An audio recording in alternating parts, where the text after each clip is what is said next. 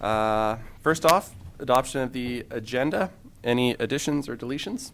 Yes, unfortunately, Erin from Tourism Lethbridge won't be in attendance today and will be coming to a meeting in May, possibly first or second meeting. Thank you. Anything further? Claus? I'll move the agenda as amended. Claus has moved the agenda as amended.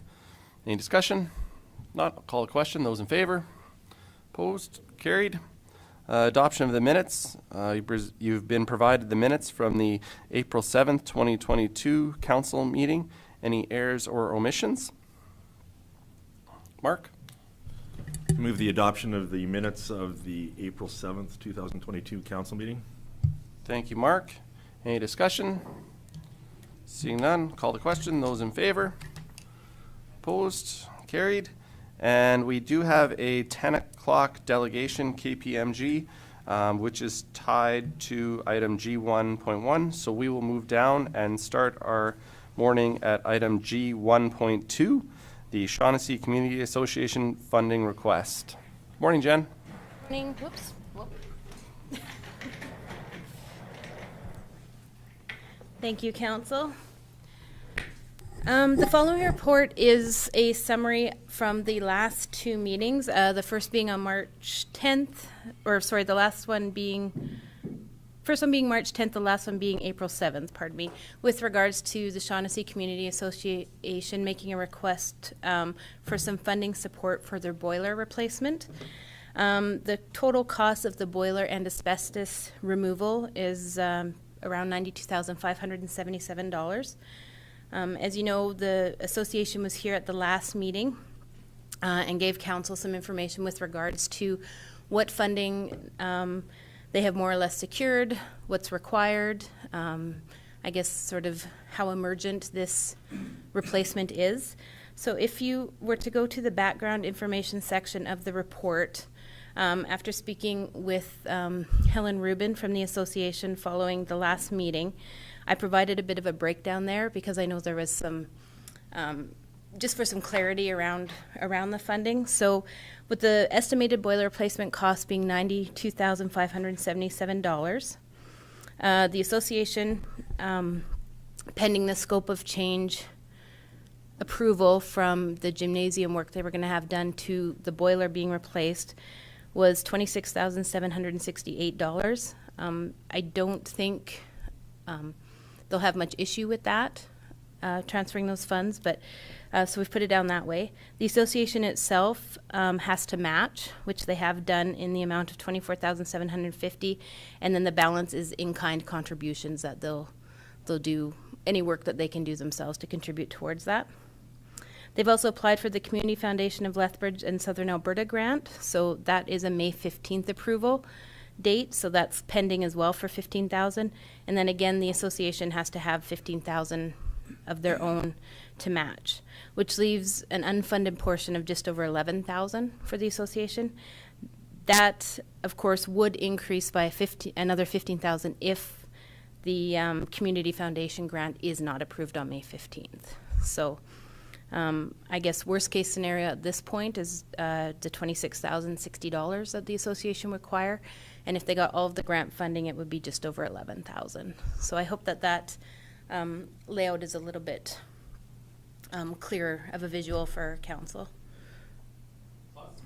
Yeah, just a question. So if everything, and you read that already, but if everything, if they get all their grants, and worst case scenario that they wouldn't get the 15,000, then they would be short 26,060. Yes, correct. So, and the rest they would all have then, by the looks of it? Yeah, before I put this into the report, I did send the email back to Helen, showed her how I had broken it down, and she said that was accurate, the way it's presented here. She did mention too in an email to me that I know council had asked about casinos, and they have been delayed, and I think their next one is 2023 perhaps, is what she had told me. So due to COVID, there were some delays in the queue as to where they stand. Claus? And what would the average amount of money be that they could get off the casino? Let me just double check if she mentioned that in the email. Oops. Yep, it is. I can speak up though. Oops.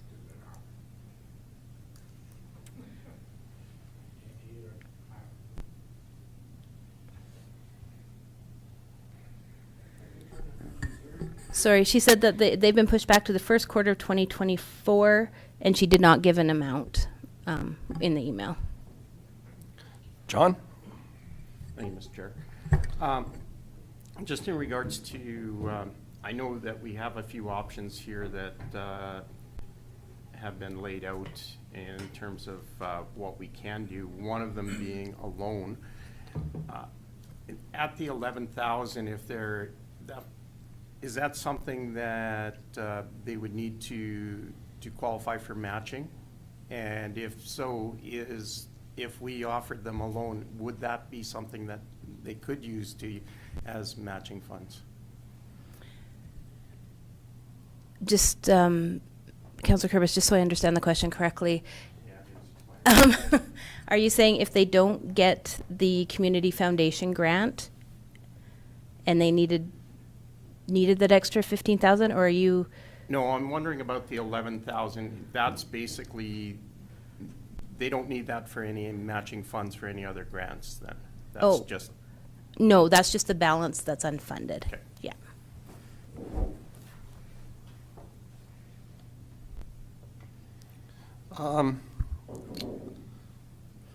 Do you want me to go through the options? Maybe that's best, Jen. Okay. Thank you. So I did provide a few alternatives for council's consideration. The first being that they could obviously provide the association with the funding request. Of course, this would assist the association in getting the boiler replacement done in a timely manner, which is a pro. The con would be that perhaps future requests of a similar nature could come forward from other associations with similar or larger amounts. A second option is to provide the funding in the form of a loan. This is something that council had done in 2019 for the McNally Community Association. I believe that was a $60,000 loan at the time with a 5-year repayment plan. It was all worked out through administration and funded from the reserve, and their annual payments go back to the reserve. Third option is a hybrid option. If council decided to loan a portion and donate a portion, that's another option as well. Again, there's always that consideration of setting a precedent for future requests that may come forward. And lastly, to not provide any funding. So there's 4 options there for consideration. And there is obviously dollars within the tax equalization reserve that could assist with whatever funding option council went ahead with. Thank you, Jen. Claus? Yeah, thank you, Mr. Chairman. So it's really hard, I find now, to determine what we're going to be doing with that one, because I think it all depends on the funding that they're getting. So are we a little too early with making this decision now? Or could we make a decision that we would do the 26,000 if they wouldn't get that funding in place, that they can go ahead and order their boiler and go ahead with their construction that they had to be done, getting rid of the asbestos and everything like that? Councillor Van Der Veen through the chair. Jen? I suppose you always have the option within the resolution to say up to a maximum of. Therefore, if they don't get that 15,000, if council decides they want to cover it, they could. If they do get it, then it's just up to what's required. John? Thank you, Mr. Chair. Just sort of further on what Councillor Van Der Veen was saying, I think that looking at the past history of what's happened here and what the county has done, that I would support a loan of up to $26,010, which would basically, if we did that, it would guarantee that they can move forward with this. If they don't get the Community Foundation loan or grant, and if they do, then they could really just decrease the amount that that we give them. Thank you, John. Lauren? Thank you, Mr. Chairman. So just, Jen, on option B for the loan, you have the county would have to ensure the Shaughnessy Community Association is in a position to repay any funds. How does that compare to McNally's situation? Because McNally has almost all of their space rented out on a constant basis. Do these people apply for this, a similar situation, or how do they achieve funding, like to run their organization? Councillor Kay, I can't speak to all of their operations. I just know from my conversations with Helen and their presentation here the other day that when I met with them outside after the meeting, their bookings are increasing. They will have the casino, and they do intend to have a fundraiser in the fall as well.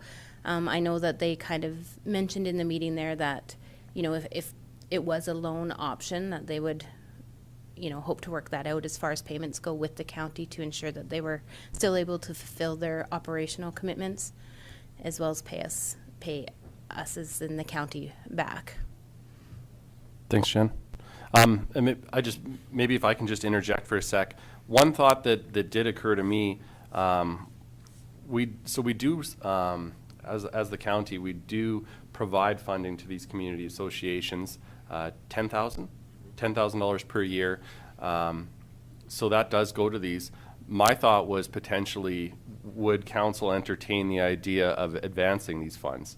Would there be a potential to potentially take 2 years of forward funding, in this case $20,000, forward them that now, so they could address this issue, just under the caveat that they wouldn't receive those funds in, say, 23, 24 or 24, 25, however council decided to look at that. There's no loan.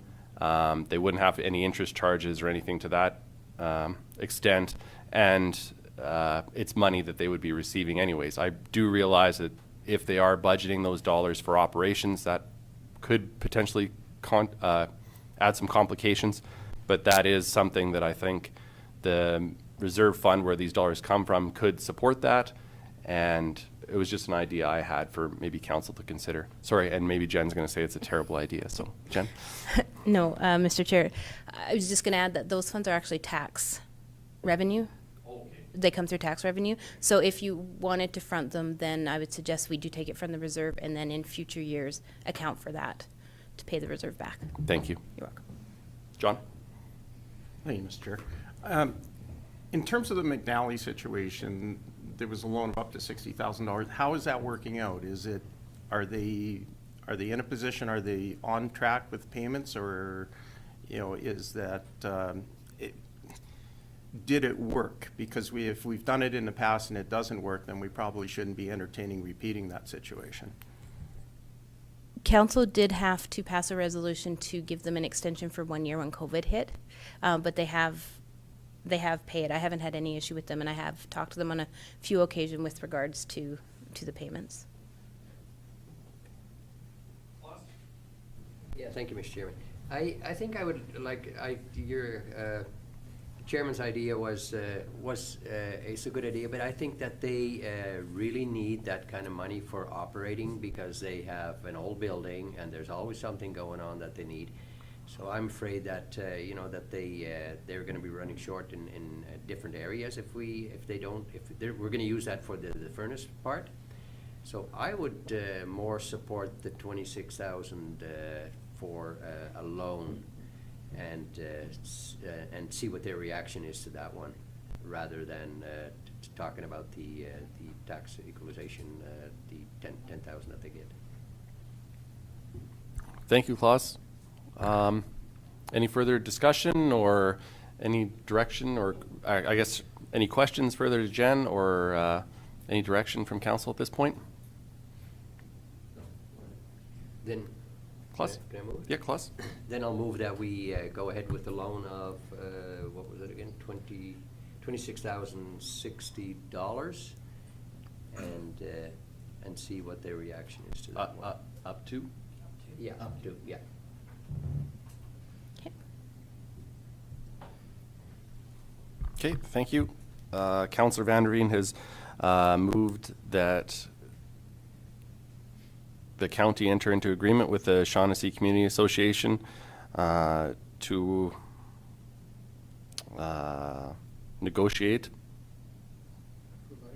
to provide a loan of up to $26,000 to go towards the funding of their boiler replacement. Any discussion from council? Oh, sorry, Jen first. No, sorry, Mr. Chairman, I didn't mean to interrupt. Under the recommendations B, it just speaks to where the funds will be drawn from and having administration work out the terms of repayment. I don't know if, just for some clarity around the funding. Yeah, we can, sorry. I won't try to endeavor to add to Councillor Vanderveen's motion then. Councillor Vanderveen, do you want to, how would you like to proceed? Would you like to just add that up to 26,000 into the B recommendation essentially then? Yes, that, I would do that. Okay. So then the motion would be that County Council approves the Shaughnessy Community Association request, provided they are a non-profit organization as defined in the Municipal Government Act, for a loan of up to $26,000 with funds to be drawn from the Tax Equalization Reserve, with the terms of repayment to be negotiated by administration. The Tax Equalization Reserve balance is to be replenished as the loan is repaid. Okay. Any discussion? Seeing none, I'll call the question. Those in favor? Opposed? Carried. Thank you. Thanks, Jen. Thank you. Moving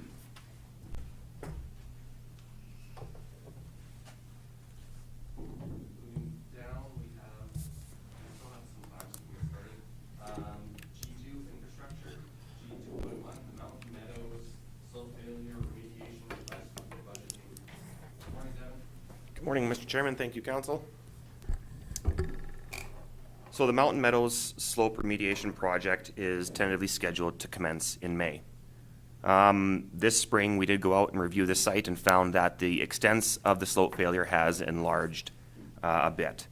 So we did some surveying, we revised our cost estimate, our Tetra Tech revised the cost estimate in the drawings, and due to the increase of the extents, further work is required, which obviously increases our overall quantities for the project, duration of the project, and engineering services required. As well, there was an increase in some of the unit prices due to rising fuel and material costs. So overall, this has resulted in an increase of about $181,000. A part of this project does include disturbance to a landscaped area on private property. An estimate was completed by a landscaper, and a dollar figure of $20,000 was allotted to that landowner to redo their landscaping post-construction. Initially, we thought that could be covered under the grant, but we were informed that it is not eligible, so we're requesting that that $20,000 in particular be funded from the Public Works Project Reserve. The $181,000, we are able to cover that through MSI because we do have some savings from a project last year, about $178,000. We are under budget, so we can utilize some of those funds for this project. Overall, the total cost of the project is $695,000. As I mentioned, $20,000 we would like to come from the Public Works Project Reserve to restore the landscaping, and $675,000 for the project itself. So the recommendation is that County Council approve $675,000 from the Federal Gas Tax Fund and $20,000, or sorry, that should read MSI. Is that correct, Jen? There might be a typo there. I think that's supposed to read MSI for the $675,000. And $20,000 from the Public Works Project Reserve for a total budget of $695,000 for the Mountain Meadows Slope Failure Remediation Project. Attached is the cost estimate if you'd like to see a breakdown of those costs. And is there any questions from council? Devin, as this was before the previous council, could you maybe just, I know there's a bit about what happened as far as the construction schedule. Can you maybe just give a brief overview of how we got down this path in the first place, I guess? Absolutely, yes. So administration discovered this sloughing issue and... sorry, Devin, do you have the ability to bring it up for us as well? Yes, I will bring it up on the map. Thank you. Let's see.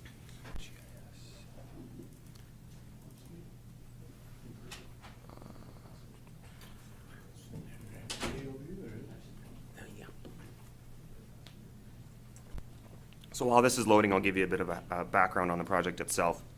Administration discovered this sloughing issue, and myself and Jeremy went out and looked at it. And initially, the intent was to get operations to fix it. We thought maybe we could get operations in there and do some material removal, put in some good material, and take care of it.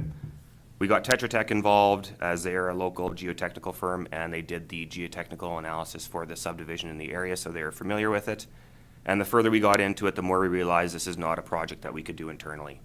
So we shifted gears, we did some more investigation, and we turned it from an internal project to a contracted project.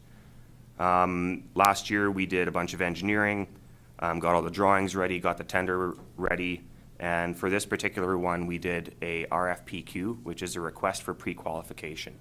And what that process is essentially you send out open invitation to all contractors that would like to bid on the project, but they have to prove first they can do it because it's highly complex. We don't want just some random contractor in there doing this work because it is rather complex. We went through that pre-qualification process. We had 3 submissions and we found that they all contained errors, so we couldn't accept them. We redid that process, which delayed it by a few weeks. All the submissions met the criteria, and we narrowed it down to 3 contractors. We were ready to go, geared up to go last fall. We looked at the forecast, and it was not looking favorable. This type of work, you need to do it all at once. We can't have a winter shutdown, and we can't carry it into winter, so there's too much risk doing it that late in the season. So we decided to carry it over into this year. As I mentioned, when we looked at the extents this year, it had slid a little bit further, and that's the reason I'm here today to request additional funds to take care of that. So I will bring it up on the map here for council.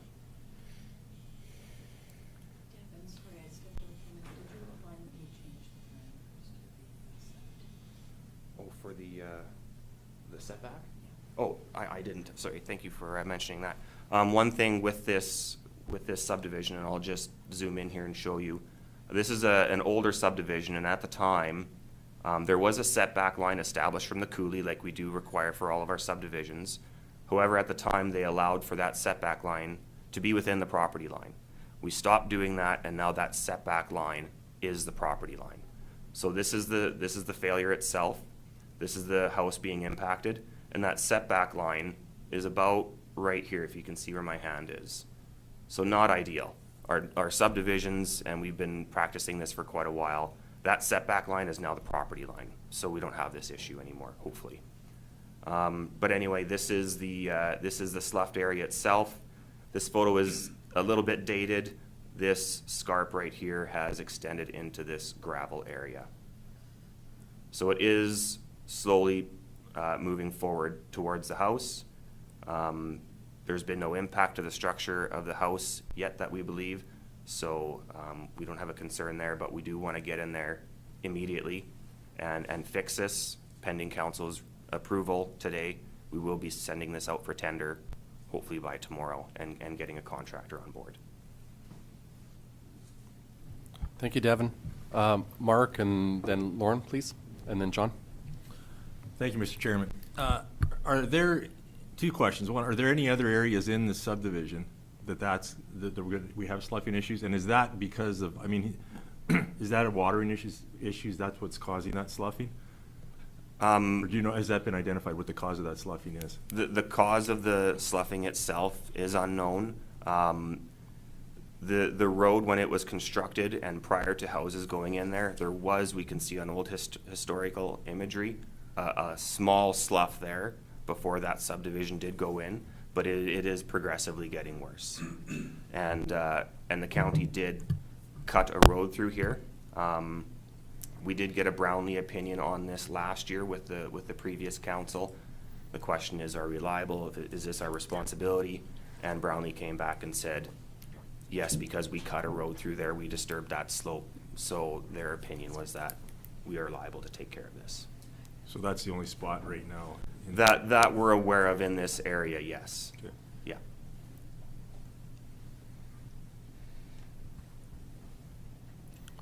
Lauren? Thank you, Mr. Chair. So just the increase from last year to this year in the amount that's slumping, is that a process that will continue even if you do the remediational work? because sometimes when that starts, it's really hard to stop. Would it be maybe better just to move the guy out of there? I did kind of briefly discuss that with Jeremy, just kind of anecdotally. That house is worth well over $1 million, and the neighboring house, I believe, just sold for in the 1.2, 1.3 million range, this house right here. I have been assured that once this is complete, that slope will not fail on us anymore. What they're going to do is take out the poor saturated material, build up in layers, and put what's called a geogrid down.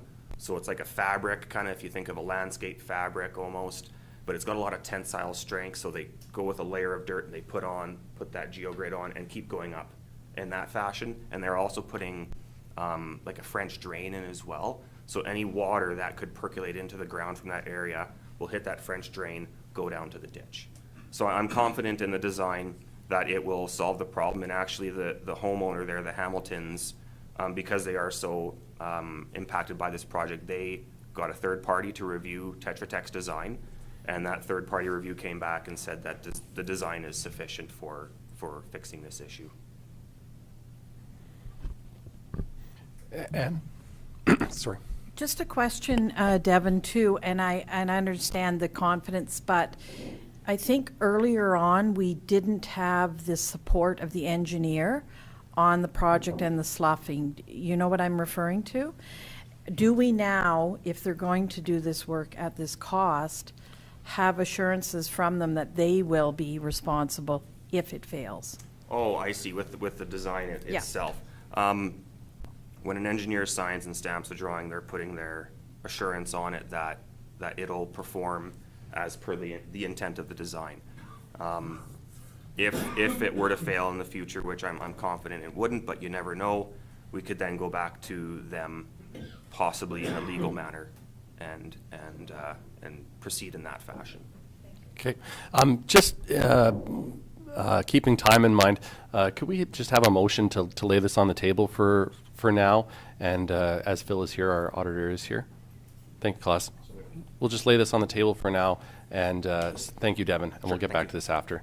I'll call the question. Those in favor? Opposed? Carried. Thank you. And with that, we have our delegation, our 10 a.m. KPMG, to present the 2021 audited financial statements. Morning, Phil. Good morning, Tori. How are you? Great stuff. Yourself? Good, thanks. Do you want me to begin? They do have a. Maybe John will just get John to lead off and then throw to you if that's all right. You bet. Can John go up to the podium? We would like John to go to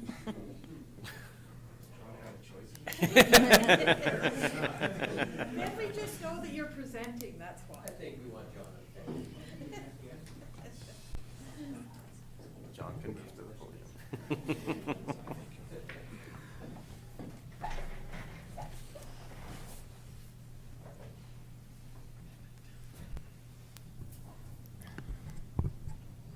Different view from here. Good morning. As a representative of the Audit Committee for the county, it is my honor to present the background information on what brings us here today.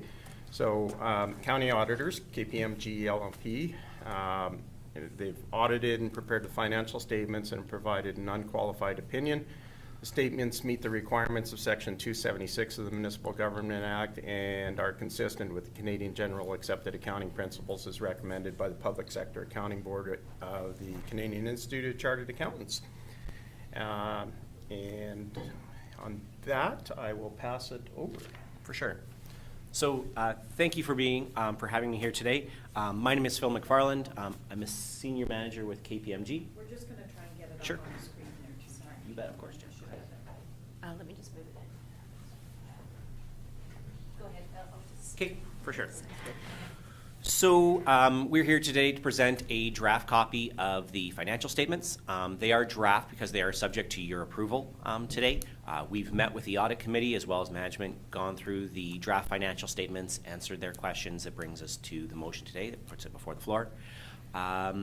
The financial statements are a reflection of your operations for the year ended December 31st, 2021.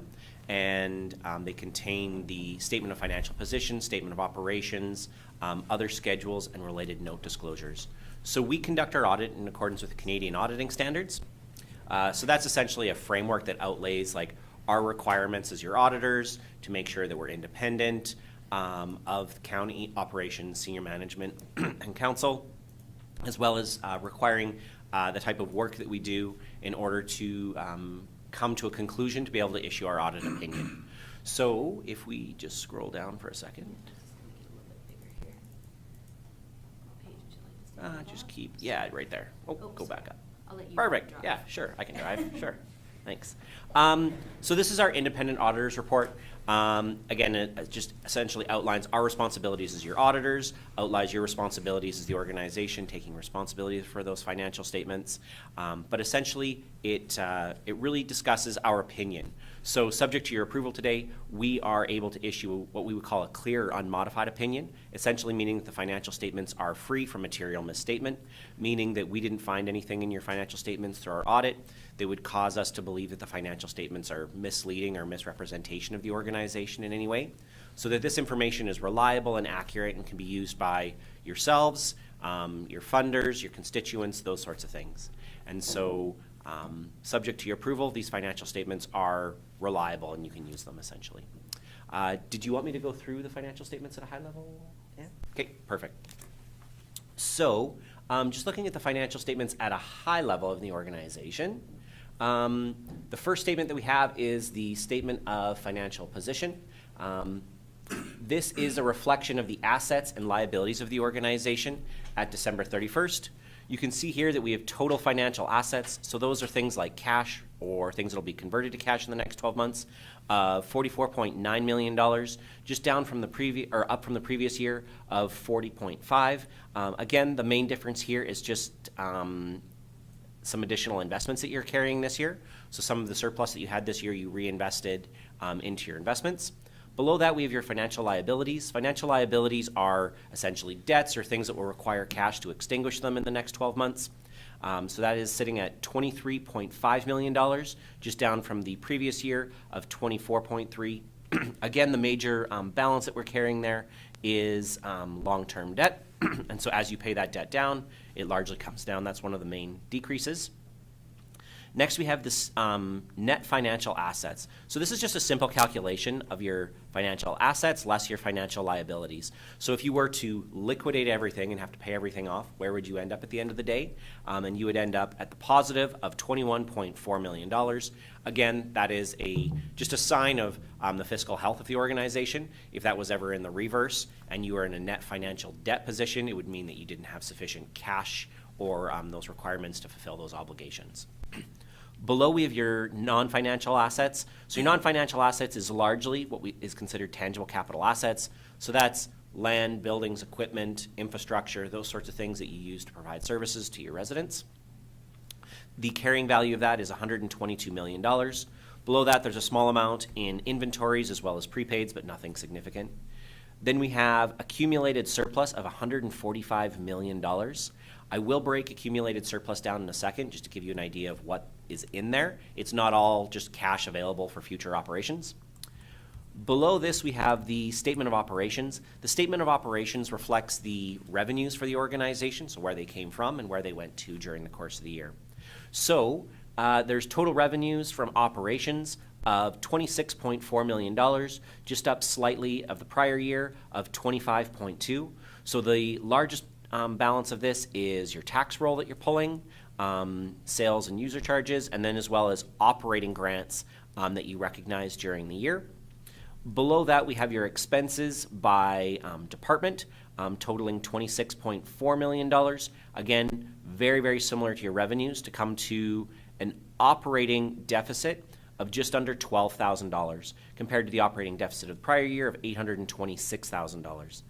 Then once we factor in sort of capital grants that come into play, there's an additional $3.1 million in revenue. So overall, at the end of the day, the organization ended with a positive, or what's considered a surplus, of $3.1 million, Again, quite comparable with the prior year of $3.9 million.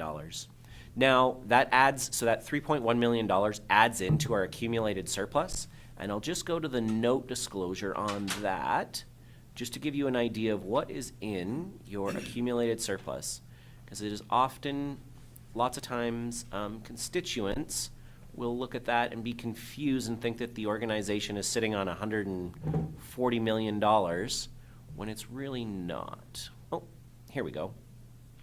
So I won't worry about this whole top section here. We'll just talk about the balances on the bottom side here. So your accumulated surplus of $145 million is made up of three balances. One is your own equity that you've invested in your own assets. So that represents $104 million. So if you think about your own like net wealth or business's net worth, you've got a whole bunch of money tied up in capital, right? So if that's buildings, equipment, that sort of thing, it's no different for the county. You've got $145 million in what we would consider net wealth, but $104 million of it is just tied up in your own assets. Then you've got almost $38 million in your what's called here a restricted surplus. You guys often refer to as your reserves. So those are balances that you've earmarked for future projects and purposes, and we have a listing of those in the financial statements. And then we have your unrestricted surplus of $3.2 million. So your unrestricted surplus is cash and funds available for future operations. Now, $3.2 million sounds like a very healthy cushion, but it's really not as an organization. When you look at the overall operations, you're sitting at about a $26 million sort of operating revenue on a yearly basis, and you break that down on kind of a monthly basis, you've got an operating surplus of about 5 to 6 weeks, really. So if the tap shut off and you weren't collecting any taxes or grants or user fees or anything like that, you would have about 6 weeks worth of operating funds sitting available for you to use for regular ongoing operations. To fund anything beyond that, you'd want to be either tapping into additional debt or restricted funds or something like that. So 3.2 million sounds like a lot, but it's really not that much of a balance. For sure. Klaus? Sorry, go ahead, Klaus. What is an ideal amount to have of your operating funds that you have available?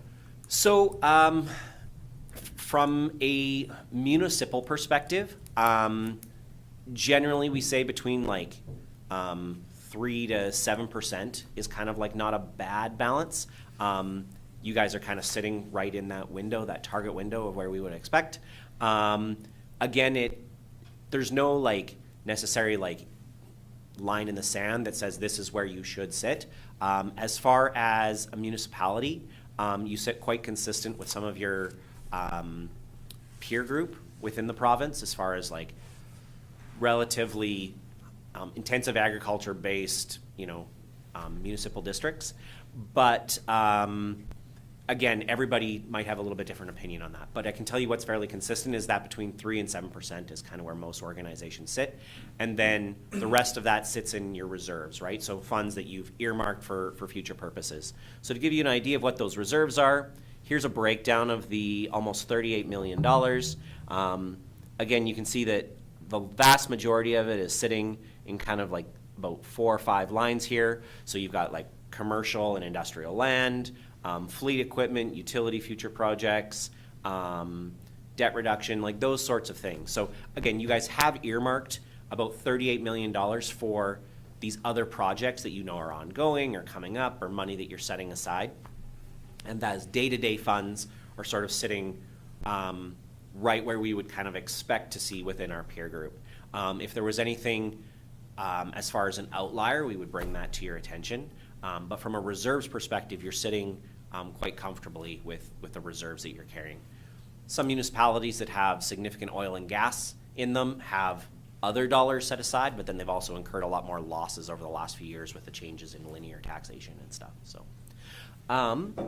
So that is the statement of financial position, or what is often referred to as the balance sheet, as well as the statement of operations.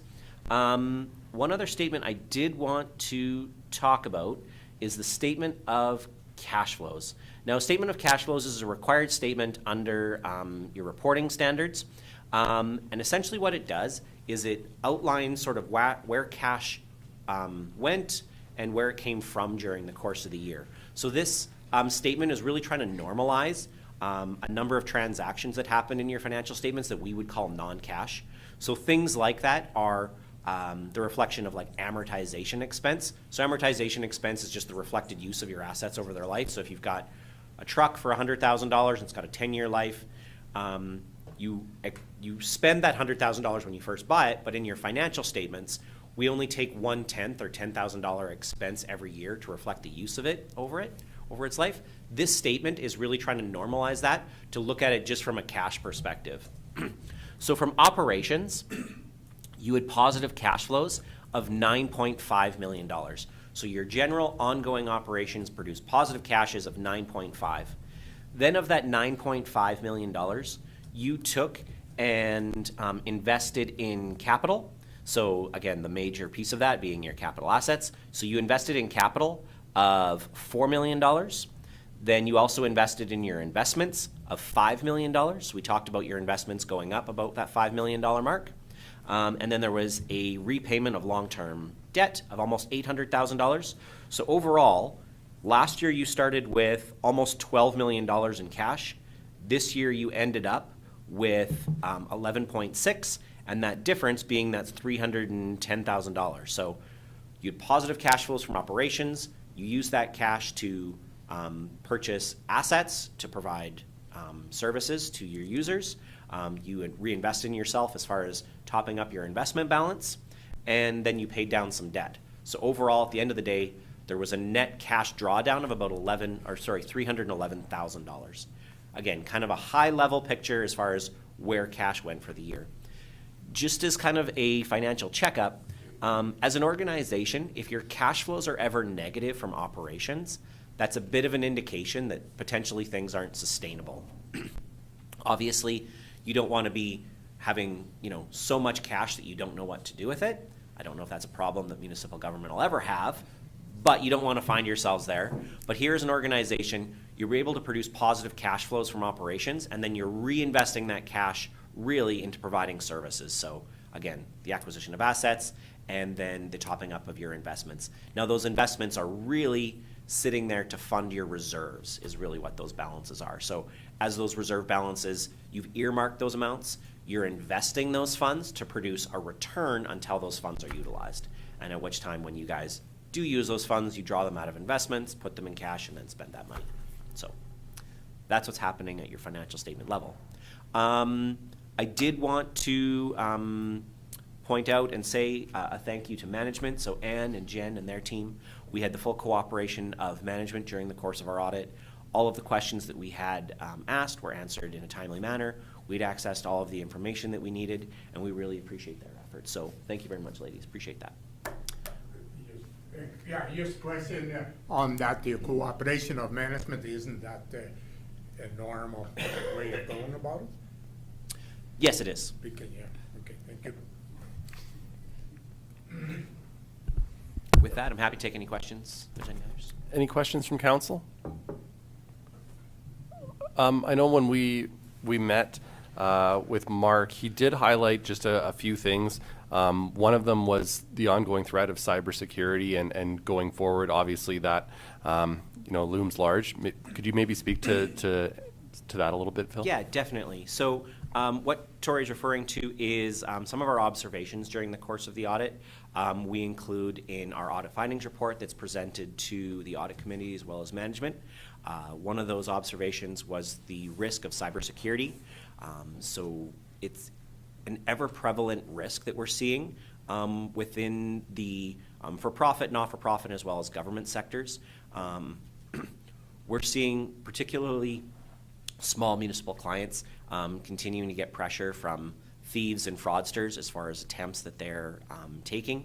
And so there's sort of three areas that we recommend for organizations to consider and to ask questions of your management. So I guess to hold management's feet to the fire, I guess, if I can say it that way. I'm sure Anne's going to kick me later for saying that, but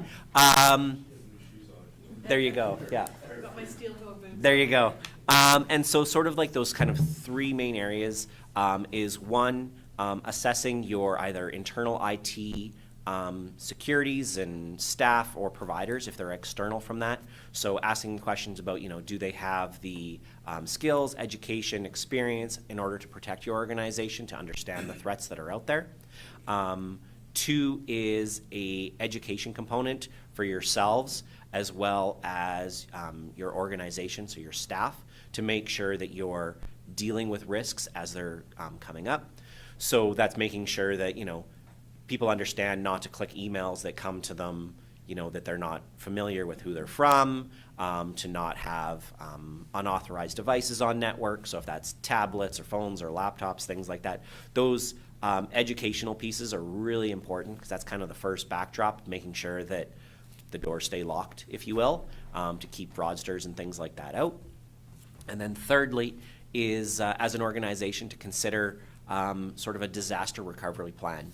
And to ask management what those disaster recovery measures look like as an organization. So the Municipal Affairs and the Government of Alberta has actually spent a considerable amount of time in the last number of years looking at disaster recovery plans for municipalities. And so things like the situation of what happened in Slave Lake and Fort McMurray have just proven that, disaster recovery plans are really important. But within that, is to consider what you would do in a disaster recovery plan for a cyber threat. So the province's perspective has been, and over the last number of years, is to think about things like fires and floods and things like that. And while those are definitely a risk for organizations or for municipalities, there's a higher likelihood that you're going to have a cybersecurity breach in some kind in the next little while than you would have a significant flood. Now, cybersecurity might be less expensive at the end of the day, but the risk is still there. So just to make sure that as an organization, you have a disaster recovery plan in the event that you do have a breach. So, who do you contact when those situations happen? What are sort of the next steps as far as, who you're going to bring in to either recover information? What are your obligations as an organization to either notify staff if it's their information that's been compromised, or residents, or anything like that? How do you respond? What are your obligations? Those sorts of things. So those are sort of the 3 kind of areas that we encourage organizations to consider. Ultimately, there's it's sort of an evolving process, and it's not something that you ever really set down. You can't take your foot off the pedal with any of these risks.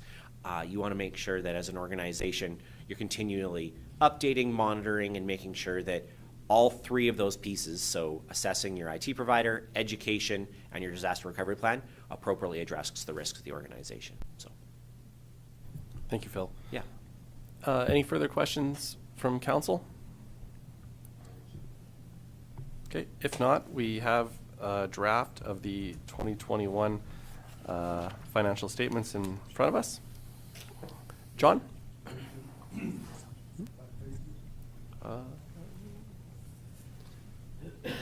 I'm assuming I'm. The whole, sorry, Morris. The whole document is on the link at the bottom of G11, the 2020-21 financial statements, and then if you click the link at the bottom of the report, what they just went through on the screen is all there.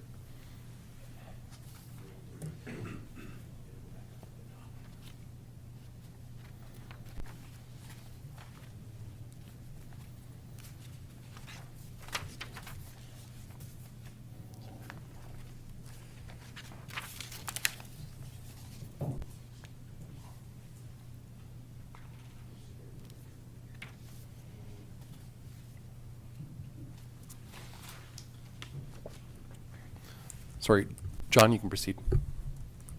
Thanks. Procedurally, I'm able to make a motion from this, Chair? Thank you.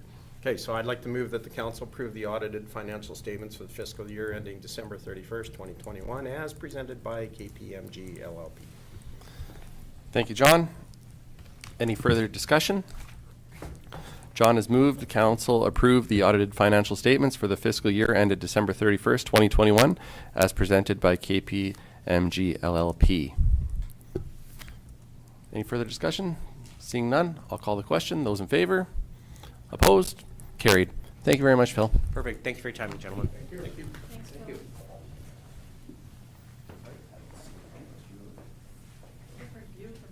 A little bit. How's council for break? Would you like to take a break, or would you like to dive back into Devin's report? 5 minutes? Yeah, sure. Okay, we'll take a 5-minute break and resume just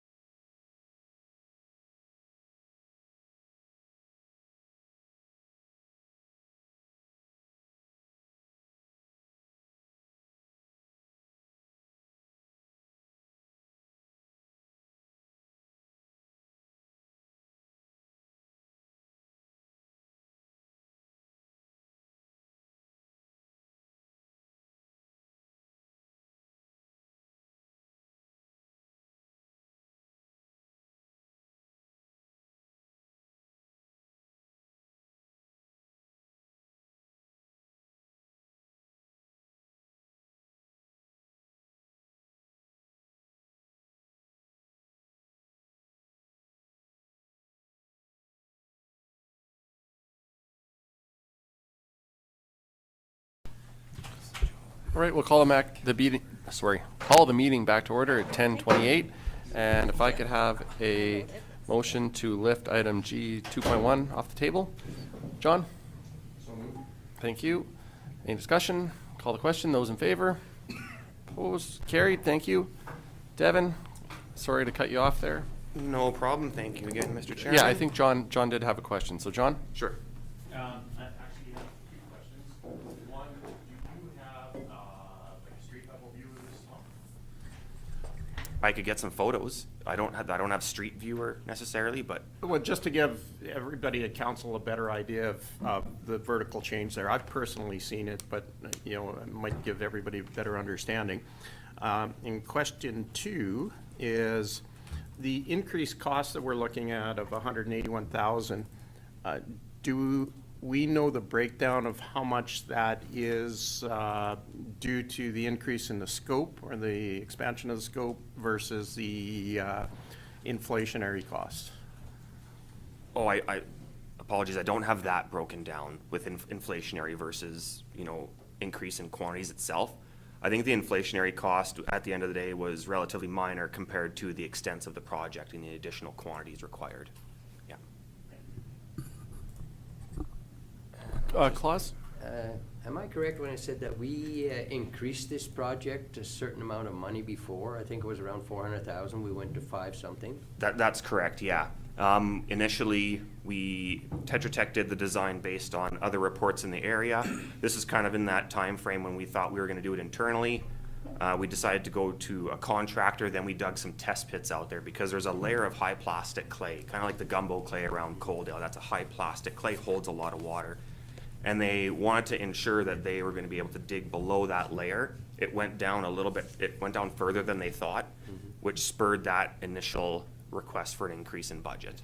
Okay, so with that, if we could have gone to work right away after that, would we have been done for that cost?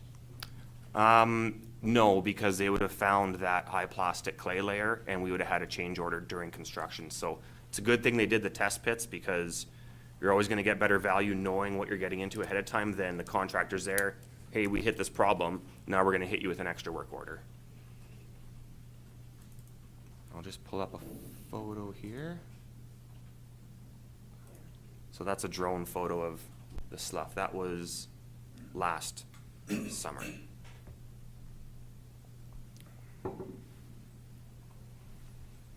Mark?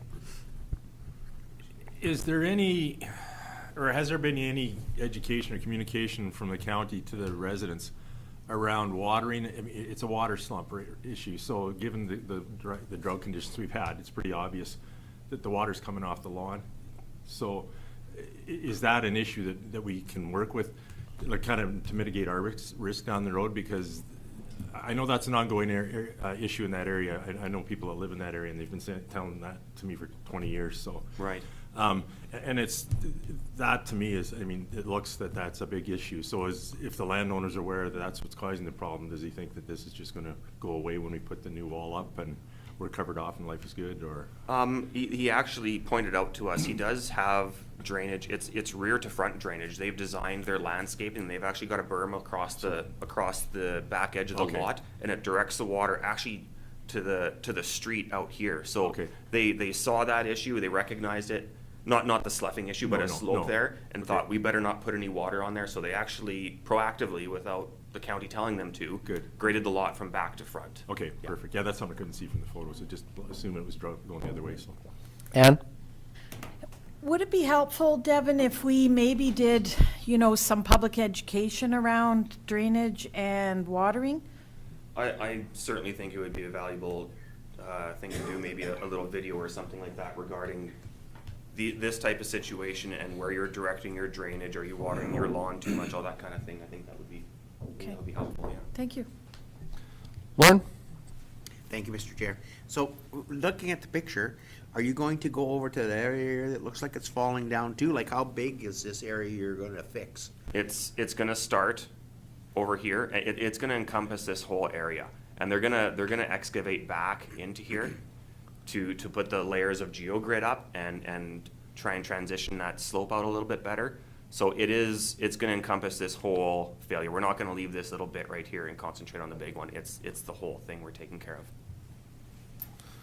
Klaus? Yeah, thank you, Mr. Chair. By the looks of it here, and just to, onto what Mark was saying there, don't we have to go further up to the end of their property, by the looks of it? We're gonna have to excavate probably up until about this I point mean, right here. the other way. Into here? No, further, further. Oh, yes, there may be a corner of their property. We've got a construction and access agreement with I that actually mean the landowner. other corner of the property. Oh, Because it this- looks like that's fairly steep there too. This corner? Yeah, that corner, yeah. The extents will come out to this area. There is no failure in here yet, so I don't believe we're gonna go out into there, but it will cover this area. It does get lesser in height as you go up the road here, as you can kind of see this line here, and this line projects down. So down in here is where you have your big height of fill. It gets lesser as you go to the east. John? Thank you, Mr. Chair. Given that this is the third time that this has brought the council for an increase in costs, how confident are you that this is actually going to cover it and we're not going to be dealing with this 6 months down the road and with a request for more funds? I am fairly confident in it. I believe that the engineer has done their due diligence. We do have a contingency built into the contract, so when they get in there, if something arises, we do have a little bit of a buffer for some unknowns. If a big unknown happens, then I would be in here at the next council meeting, because we wouldn't be able to wait to request more funds. We'd have to get on that immediately, but we do have contingencies built in for those types of minor unknowns. Eric? Thank you, Mr. Chair.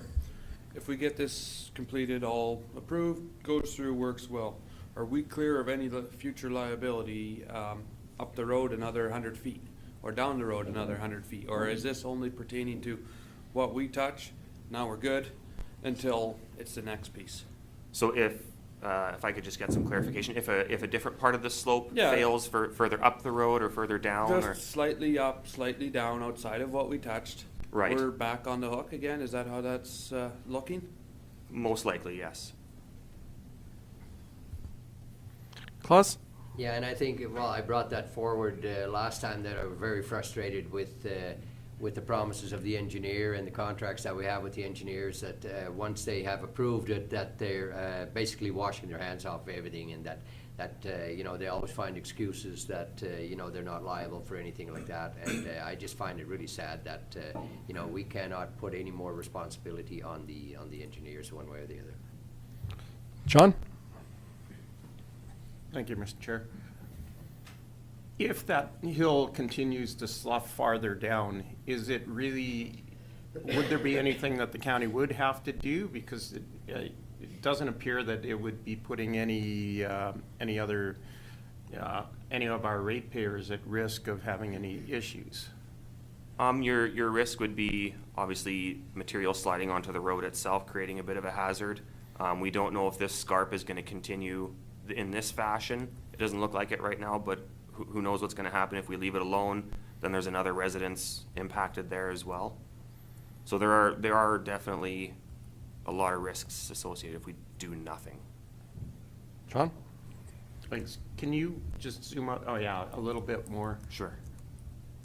So those purple lines that are just kind of north of the White House, yeah, that area Yep. there, there's nothing built there, nothing planned to be built there? Correct. That's actually owned by the county, this Okay. parcel of land. Right, so if the sloughing happened in that particular area, the risk mitigation issue would be really just how it affects the road then? Yes, that's correct, unless it really started to get back into here. But, I mean, that's got a long ways to go before it would get from here to here. Yep. Lauren? Thank you, Mr. Chair. So the White House there, in, I guess it'd be lot 3, is it? Mm-hmm. That one, do they not irrigate their lawn? Is that? I don't think so. When I was out there, it looked like prairie grass. So it almost looks like that the water from the lawn is what's really making it slump. Because if you go further down the hill where there's no irrigation up on top, and there was a pretty significant cut going south there, or west, sorry, it doesn't slump, but it's not being watered. Okay, yeah. So, And one, can you see a picture going down the hill further? Like, I don't Yeah. think there's any other trouble. sorry, where was that?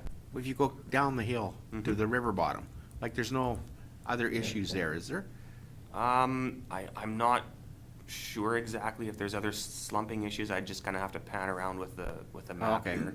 I'm sorry, I'm not aware of any others in the area. Okay. But water is a big issue because when it slides on the plates, Yeah, you're exactly right, yeah. And another reason why we no longer do subdivisions like this where the setback line is within the property line. You know, the setback for this property is pretty much at the house there, so that it hasn't hit the setback line yet, but when you have the setback line in the property line, then everything's closer to that slope. Your septic, your sprinklers, all that stuff is closer to that area. So we don't do that anymore. We definitely don't allow a setback line to be within a property. Your property line is the setback line, so we can mitigate these issues in the future. And so further to that, Devin, it would be fair to say that the county has learned in hindsight that and taken action when looking at potential developments. There are some things in place to prevent. Obviously, there's unforeseen things, but there are some parameters in place to try and mitigate some of these risks. Correct, like you said, the property line, potential implementation of xeriscaping, things of that nature. Yeah, you are correct, and that was even implemented before this project came about. I'd have to double check with Hillary, but it was quite a while ago that we changed that to protect us from this type of situation. Thank you. John? Thank you, Mr. Chair. Sorry, I know we're getting into the weeds on this a little bit, but can you explain a little bit more? I'm a little confused about the setback rules. Yes, absolutely. So with this subdivision, or if I can draw a line in, sorry, if you can just follow my cursor here, and I'm just kind of drawing an arbitrary line, but let's say the setback to this coulee slope is about right here. It's not on the property line, so their backyard is within the setback line. Meaning that they can't build in that section? That's correct. They can landscape, which is what they've done, but they can't build in there. Yeah. So if the property line was right here and they were further south, it may not be an issue because it's not within their property yet.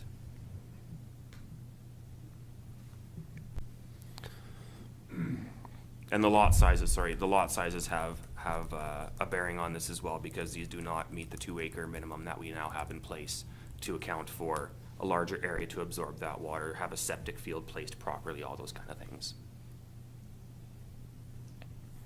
Thank you, Devin. John? Thank you. Given what's been presented here, I would like to move that the council approve $675,000 from the federal gas tax fund and $20,000 from the Public Works Project Reserve for a total budget of $695,000 for the Mountain Meadows slope failure remediation project. Thank you, John. Any discussion? Lauren? thank you, Mr. Chair. That's supposed to be from MSI, isn't it? I double checked, and it is, sorry. no, you're right. It is correct how it's spelled it in is. here. Yeah. Oh, okay. We had contacted MSI and this project wasn't eligible, so we now switched it to the federal gas tax fund. So it is correct as it's stated in the resolution. Yeah, thank you. That's correct. Yeah. Thank you. Any further discussion? So John has moved County Council approve $675,000 from the Federal Gas Tax Fund and $20,000 from the Public Works Project Reserve for a total budget of $695,000 for the Mountain Meadows Slope Failure Remediation Project. Call a question. Those in favor? Opposed? Carried. Thank you, Devin. Thank you very much.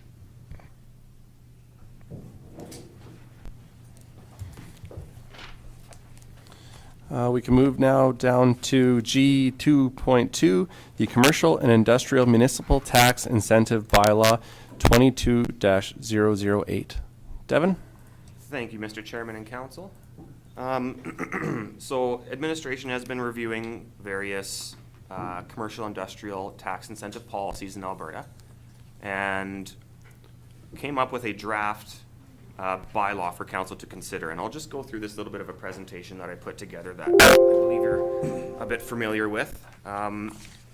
So what I did is Candace reviewed some various tax incentive policies in Alberta and came up with these 6. And one of the things that I noted right off the bat is only one is really a rural municipality. The rest are urban. Even though regional municipality of Wood Buffalo is in there, that's their core downtown areas where it's targeted at. Wheatland County is the only other one that's a rural municipality that has one of these in place. So we looked at these 6 incentives, and I have a bit of a review of each municipality in the coming slides here.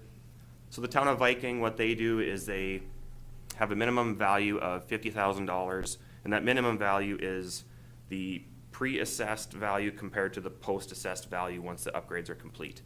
So their minimum is $50,000, which is quite small. It applies to upgrading existing development. So if there's a developer out there and they missed, coming in for this rebate, they can expand and it'll still be applicable. And machinery and equipment is not eligible on theirs in particular. They do have a 4-year system where it slowly decreases year after year, starting at 100% on year 1 and going down to 25% on year 4.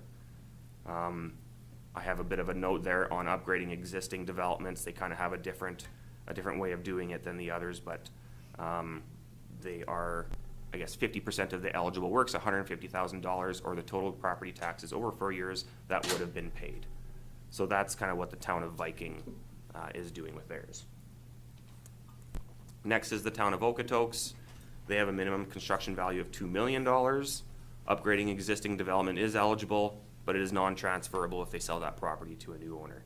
They're on a 3-year system where the first year is 75%, second year is 50%, and the third year is 25% rebate.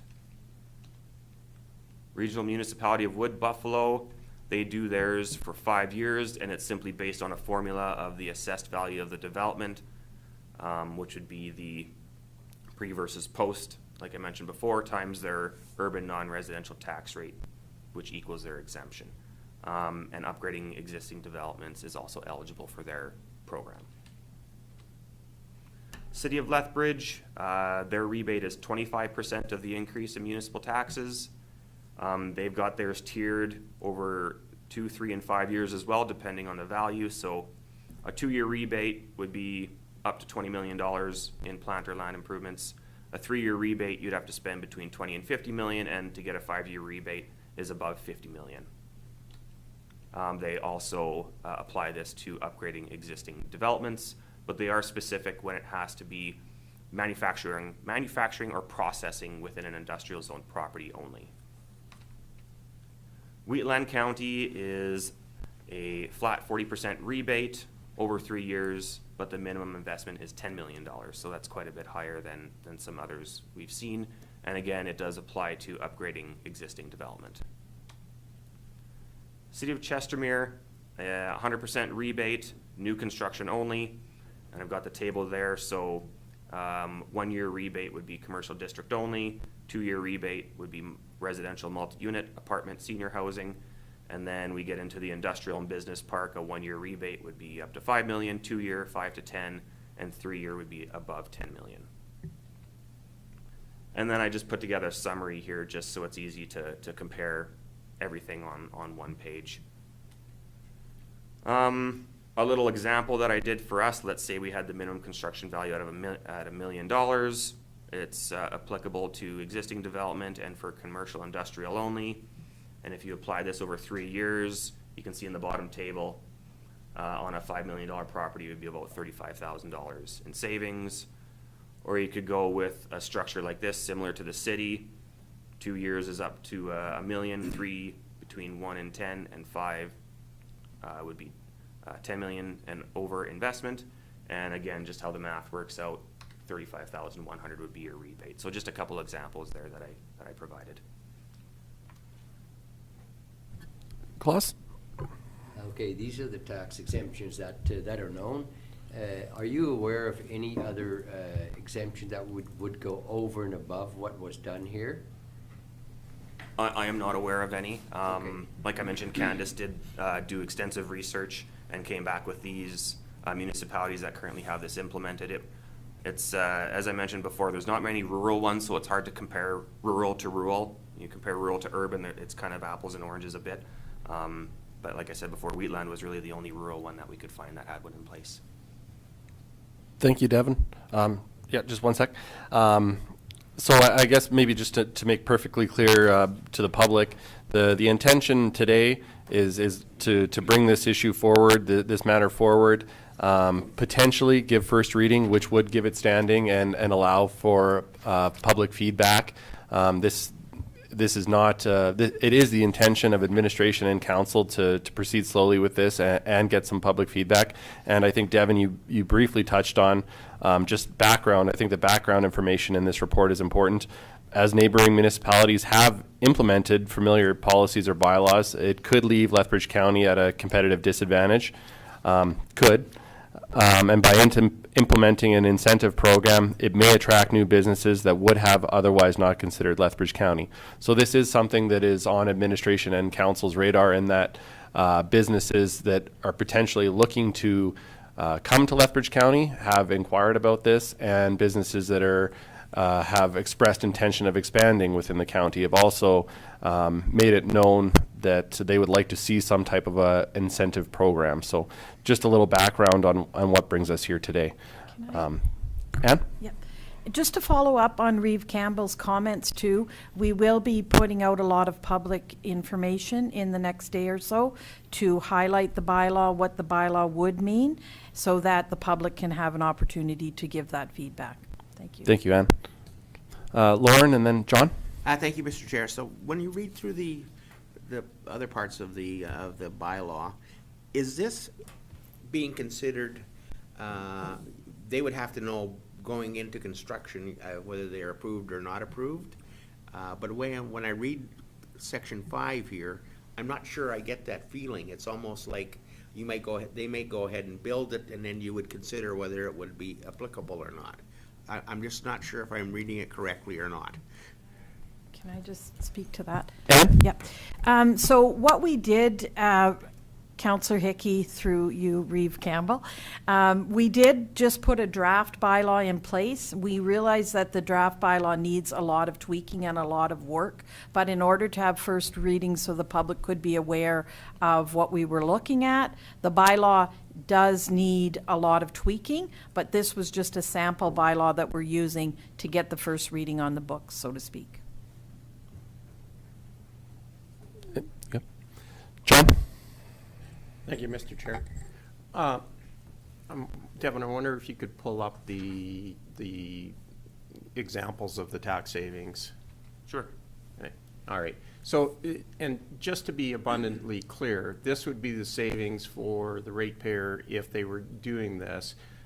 This is not a situation where it's actually costing the county money. It's a situation where the county is just not collecting the full amount of the taxes for the new construction for that period of time. So it's an incentive to bring businesses in the sense that if you're going to do a $5 million renovation to a building or bring in some new construction, you've got a tax savings of $35,000, and the county, after the period of time, actually does start collecting. So it's not something where it's actually costing the county money. It's just we're deferring collecting the full amount.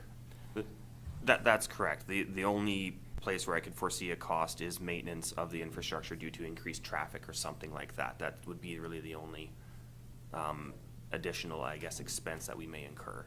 So a follow-up to that, would that, under most circumstances, would that be a significant increase in cost, or would it be nominal given the whole scope of our budget?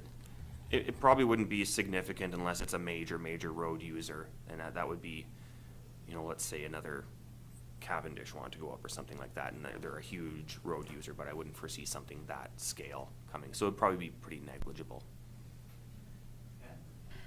Perhaps, Devin, too, the conversations that we've had with the senior leadership team, you could maybe just expand on our thoughts of tax incentive versus infrastructure upgrades incentives. Absolutely. So with some developments, infrastructure is required to support those. And what we're proposing to do here is, if infrastructure is required as part of that development, let's say we'll use this example right here, the rebate is $35,100. Well, let's say we have to spend $20,000 in infrastructure. That eats into that rebate. So their rebate is now $15,100 because we have to install infrastructure. Let's say the infrastructure was $50,000. The developer has to come up with that difference now to fund that. So that's how we're tying in. And we do need to have this vetted by legal, as Ann indicated, to make sure we've got everything detailed properly. But what we're trying to do is say, we will give a rebate, but if we have to put money in for infrastructure, that's coming off the rebate. Clause and then Lauren. So, with this said, it talks about new development, but if we have existing development and they want expansion, the reason that we're doing this too on the existing ones are because their tax bill is gonna be higher after they're done, because they're gonna have more work done and everything like that in their business there. So that would apply for that. Correct, yeah. Right? Yeah. Yes, as long as they, as per the bylaw currently proposed, as long as they spend $50,000, that's our minimum threshold we have in here right now, but that's for council to But their debate. tax rate would increase because of their doing that, and because otherwise we wouldn't benefit from it. That's correct. Yeah. Lauren? Thank you, Mr. Chair. So if a business was to come in and apply, which is most beneficial to them? Infrastructure, or is the tax savings? Like, which do they kind of lean towards? Is one better than the other for some? Or like, obviously, people who are expanding probably won't get as much out of infrastructure upgrades as a new business would. So could it kind of be made both ways? Like you get one or the other to the limit of the value proposed in, say, this example? Yes, so if I understand correctly, let's say 35,000 in infrastructure required, but their rebate would have been 35,000, they would get one or the other. Is this kind of what you're? Yes. Yeah. I mean, I guess, I'm trying to think how that would apply. One suggestion too, and I know traditionally that we put forward the first reading of the bylaw for the public to be aware and made aware. And then normally what we do is second and third reading, but just because this is such a different situation, I just have a suggestion that maybe once we've received more feedback from the public, we bring back second reading, and then we do some more public engagement before third reading, and then we can get council's input on the reading, the second reading. We've changed the bylaw to accommodate things like how Lauren has suggested, but also from the public as well too. It's a thought. Clause? With that, I think it's, to become more competitive with our surrounding area and, that be open for business more. I think this would be a great first step in moving forward, and I think that with tweaking the bylaws over time and getting some input from all the people that are interested in this kind of projects, I would move the first bylaw, the first reading of the bylaw 22-008 to be read the first time. Thank you, Clause. Clause is moved bylaw 2020-008 be read a first time. Any further discussion? Seeing none, I'll call the question. Those in favor? Opposed? Carried. Thank you, Devin. Thank you very much, council.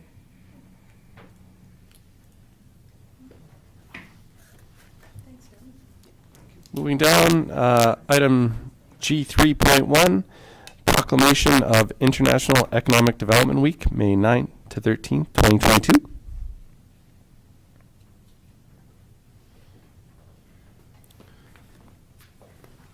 Good morning, Martin. Good morning, Mr. Chairman and members of council. This is hopefully a nice, light, easy one to consider here. If you look on starting page 78 of your council package, this is the item. May 9th to 13th, 2022 is International Economic Development Week. And over the past few years especially, the economic developers of Alberta have tried to raise the awareness, participate in this week and raise the awareness among the public of the importance of economic development to communities, to lifestyles, and to the economic health of the province. This year, the goal is 50 communities, and currently we're about halfway there. So since Lethbridge County has previously supported this initiative and recognized the importance of economic development, I'd like to bring forward the request to Council that May 9th to 13th be proclaimed International Economic Development Week for Lethbridge County. There is no financial cost, no risk, no obligation. It is largely symbolic, but I would argue an important symbol at this time. And if you look on page 80, I've got a sample template that could be modified, but just a very simple proclamation that could then be broadcast on social media and used in other ways. So thank you, Mr. Chairman. Thank you, Martin. Any questions from council? Lauren? Thank you, Mr. Chair. I think it's a great idea, and I would certainly move the recommendation that Lethbridge County proclaim May 9th to 13th, 2022 as International Economic Development Week. Thank you, Lauren. Any discussion? Oh, sorry, Eric. Thank you, Mr. Chair. Maybe I'm not involved with all this enough to get the full gist of its importance. I feel that the county is putting out information packages at the rate as fast as we can to keep the public engaged and informed. We got a lot of things that we're trying to bring awareness to. Whether if I follow the Facebook feed, I follow the different social medias, and we're trying to stay on target and really send home messages that people pay attention to and engage. Whether it's from our irrigating to the variety of things that come through there.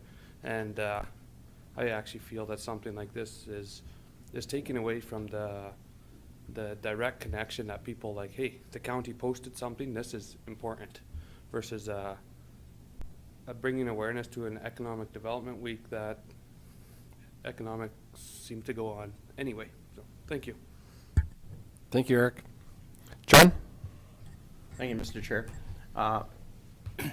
I believe that this is a very important issue, and Martin, I understand that this is very much symbolic, but I think it is something that is important and fits right in with the previous discussions that we've had here, and even the previous item on the agenda that we had today. So I believe that, you know, moving forward with this is something that we as a county should definitely consider.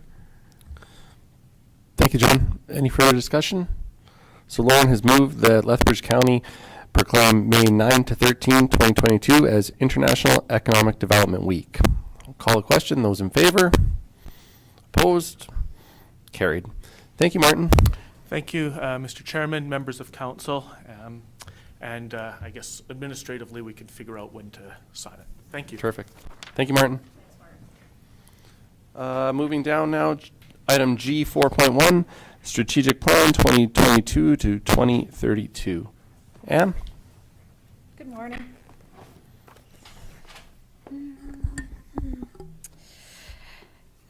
As we know, we had a council election and then a by-election at the end of December, beginning of December. And council met early this year to look at strategic visioning. A strategic plan will enable council and stakeholders to have a deep understanding of how they envision the community. It was felt that after an election that council, because they were out meeting with all the electors, that the public engagement that we received through that process was enough, then council heard from their constituents that they could develop the strategic plan.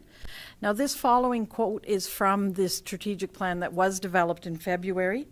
The newly elected council has placed great emphasis on understanding what our community and citizens want for their future well-being. As a local government, we recognize the very impactful ways to which we can support these aspirations. We have delivered a strategic plan that we feel provides to our administrative team absolute clarity so they can best allocate their time, resources, and effort to achieve the most valuable possible for all community stakeholders. Now, the strategic plan in question has 4 pillars. The first is governance, providing responsible governance, including policies that guide operations to enhance the county. The second is relationships, building strong relationships within our internal and external stakeholders strengthens the broader community. Region, we understand that we are a versatile region where all stakeholders are able to thrive. And the fourth, prosperity. Lethbridge County fosters an environment that will encourage investment in innovation and technology. Now, once the strategic plan has been adopted by council, administration will move forward to develop a corporate plan. From that corporate plan, then we will have departmental plans, and that is how we measure our strategic vision and how we're implementing it, and those will involve key performance indicators to make sure that we're meeting our targets. Once the corporate plan is implemented, then we will be giving quarterly updates to council so that you can ensure that this plan is not just something that's sitting on a shelf, that it's a living document and it can be reviewed every year with council to make sure we are on the path that council has directed.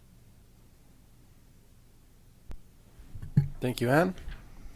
Any discussion from council? Any questions or further discussion? John? Thank you, Mr. Chair. I know we put, as a team, we put a lot of effort into this, and when we had our retreat and went through this, it was a significant undertaking to do that, and there was a lot of what I would consider very healthy discussion.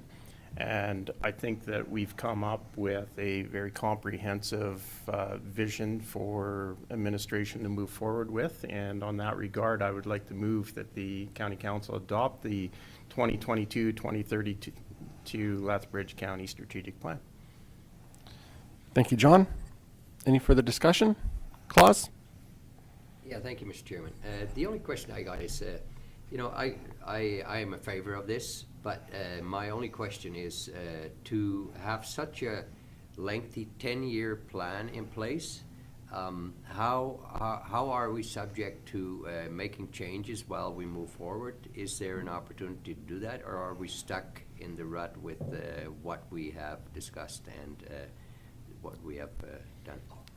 Through you, Reeve Campbell. It's a 10-year document to make sure that the vision is long enough so that it's attainable. But as I said previously, it is a living document. We will be revisiting it. Obviously, in 4 years' time, when there is a new council, we would be looking at it again. So there's always opportunity. And also every year, Councillor Van der Veen, to make sure we're still on the path that council's envisioning. Any further discussion? If not, John has moved that County Council adopt the 2022 to 2032 Lethbridge County Strategic Plan. Call the question. Those in favor? Opposed? Carried. Thank you to Anne and to administration. As John said, it was a good experience, and also thank you to Kelly, our facilitator. I thought there was some great discussion, some great interaction between staff and council.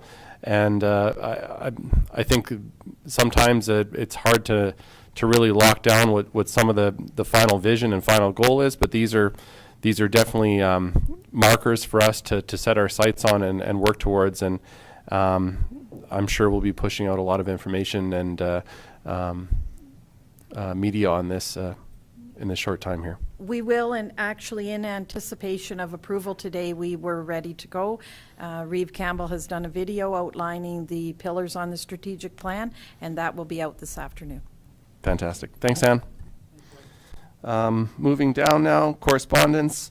The item 1, Alberta Municipal Affairs, Alberta Community Partnership Program. So as in the past, we have highlighted communication that has been directed towards council, and this one in particular is correspondence between Alberta Municipal Affairs and the town of Nobleford. The town of Nobleford was informed that they had been approved for a grant under the intermunicipal collaboration component of the 2021-22 ACP in support of Regional Infrastructure Management Plan project. So we have seen several of these ACP grants come across our inbox. It's an opportunity that the government sees to help source these initial, I guess, planning projects, and this is one that was brought forward and relayed to the county as they are one of our stakeholders. Ann? Just to add to that too, in discussion with the CAO from Nobleford, they just wanted to pass on their appreciation to council for supporting this ACP application. Thank you, Ann. Okay, we can move down now to item J, County Council and Committee updates. As we did at our last meeting, I think it was a majority of council agreed that it might not be the best use of time to just run through every item and list them all off. So rather, I would leave it up to the individual councillors. If you would like to go through every item, that's great. If you would like to highlight certain items that you see where a conversation is warranted, but I will leave it at the discretion of each councillor how they'd like to handle that. So with that, I'll throw it to you, Lauren, Division 1. Thank you, Mr. Chair. So March the 2nd, the FCSS meeting. I would like to say I can't believe the number of people who took advantage of the preparation of their taxes through the organization. There are a lot of people out there who don't have the ability to do their own taxes and can't afford to have them done by somebody, and they have a team of people who do taxes for people for an income of, I believe it's less than $35,000, and it was very well used and very appreciated by a lot of people who just simply don't have the ability or the know-how to do it. So that was very thoughtful and very good. And the only other one I'm going to touch on is on the March the 30th, the Green Acres Foundation meeting. COVID continues to be an ongoing problem at some of the lodges, but they have been very fortunate and no major disasters through it. Their occupancy, though, is still on the lower side where they'd like to see it, because a lot of people are afraid of moving into facilities during this pandemic outbreak, and I hope that that comes to an end pretty soon. Otherwise, I think there's going to have to be a little different philosophy taken there as to how they manage with all the empty space they currently have. Thank you. Thank you, Lauren. I'll touch on a couple things. For the month of March, March the 3rd, Lethbridge County Town of Coaldale IDP Committee meeting. As we do have an IDP with the Town of Coaldale, and it had gotten to its maturity. It was time to dive into undertaking the process of a new IDP and working through that. So this is our initial meeting with the Town of Coaldale's IDP committee. We're fortunate that we have capacity between our planning department and Coaldale's, that they're able to take this in-house and complete that. So we had that initial discussion. Staff will go away and start working and provide updates along the way to the committee, and once that's done, the committee can then bring that forward to the respective councils. So looking forward to some work on that. March 14th to 16th, RMA Spring Convention. A busy few days in Edmonton again. We were very fortunate to secure some meetings with agriculture, transportation, AEP as well, and others while we were in Edmonton. So it was a great opportunity for us to meet with both ministers and their staff and discuss some of the issues that the county is facing, and have some of those good discussions and just make them aware of what's happening in the county and what we see going forward. Also, following that 19th, it was fortunate to be invited to a meeting with the Minister of Finance, Minister Travis Taves. Just a small meeting here in Lethbridge held by a number of the constituency associations. Just an opportunity for the minister to set out his vision for the province and through the budget what that looks like. And obviously the strings have been tightened, and there's an appetite to spend less and save more. He did stress that to us, but obviously still mindful that there needs to be investment. And all of the municipal leaders in the room did stress that we as municipalities need stable funding moving forward. 23rd Rcmp Town Hall in Diamond City. This was an opportunity for residents throughout the county in that response zone to come and hear what the Rcmp had to say regarding their plan going forward, their operational plan, I guess. Unfortunately, it wasn't well attended, but Lethbridge County Council was well represented, and thank you to the Rcmp for their willingness to engage and answer questions and present. It was very much welcomed. Yeah, and then we had obviously a busy month, but I will leave it at that. Division 3, Mark. Thank you, Tori. The one I'd comment on just is the Alberta Provincial Police Transition Study Workshop. There was a group of us that watched it virtually downstairs, so that was good to have a group of council. Provided a lot of clarity and answered a lot of questions for me, I found, so it was fairly good. That night too, then we met with the Rcmp, like Tori said, that it wasn't that well attended, but it was really good for the two gentlemen to get up and do their piece, and it qualified as a date night for me because I brought my wife, so there was a county resident brought along, so you're welcome. And that's basically all for March for me. Thanks. Thank you, Mark. Division 4, John.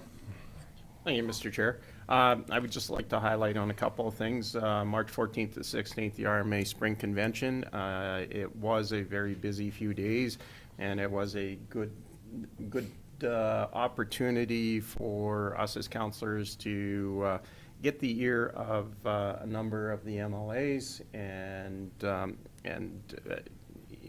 continue to support our vision and lobby for reasonable funding and consistent funding. So that was something I felt was very important.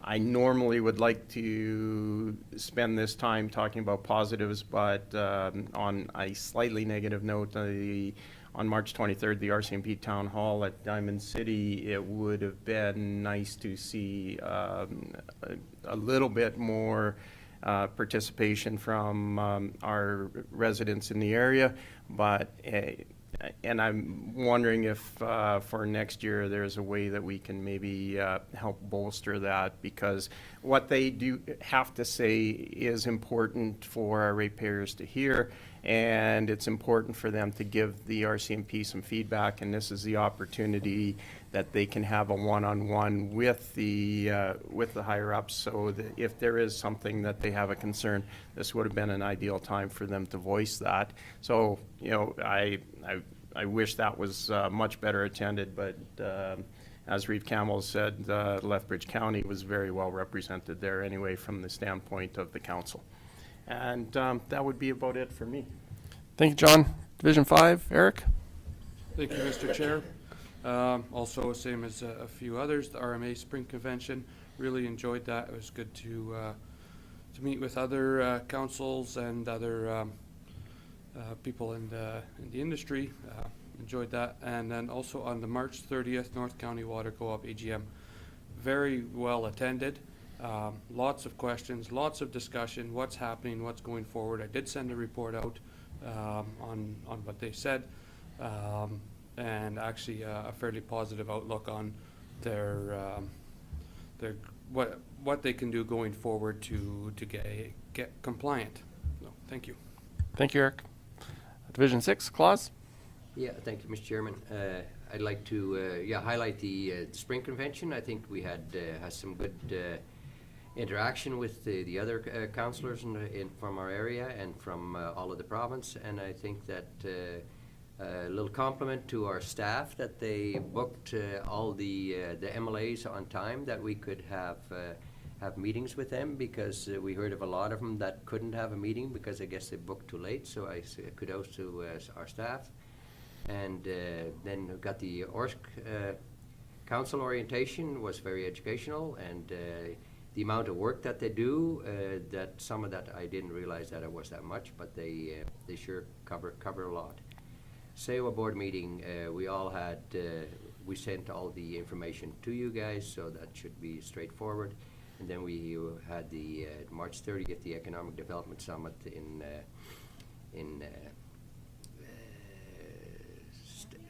pardon me? No, the other one, Carmigate.